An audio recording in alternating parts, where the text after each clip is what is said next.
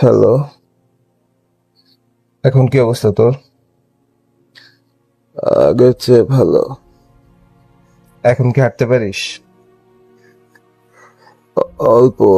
Doctor বেশি movement করতে মানা করছে। নিজের খেয়াল রাখলে তো তোর হার্টে যে একটা ব্লক আছে এটা আগেই বুঝতে পারতি। নিজের তো কোনো যত্ন নেস না। বুঝতে পারি নাই। ভাবছিলাম গ্যাস্ট্রিকের ব্যথা।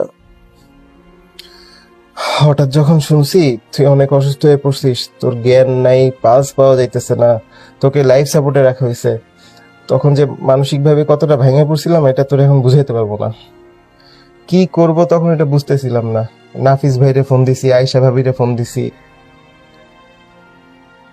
হ্যাঁ, ভাইয়া আয়শা আমাকে বলছে তোর ফোন করার কথা।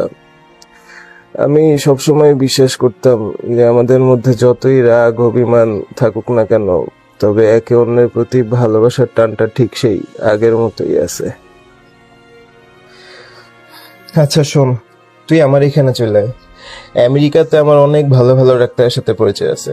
কোনো কিছু নিয়ে তোর ভাবতে হবে না, সব ব্যবস্থা আমি করতেছি, তুই শুধু চলে আয়। আগে আমাকে এইখান থেকে রিলিজ দিক, তারপর ডিসাইড করব থাইল্যান্ডে যাব নাকি তোর ওইখানে আসব। আসলে তোদের এই ভালোবাসা আর মানুষের দোয়ার জন্যই আমি মৃত্যুর মুখ থেকে এবার ফিরে আসতেছি। তোদেরকে অনেক ধন্যবাদ রে। কিসের ধন্যবাদ? বেস্ট ফ্রেন্ড হিসেবে তো তেমন কিছুই করতে পারলাম না, তোকে দেখতে আসতেও পারলাম না।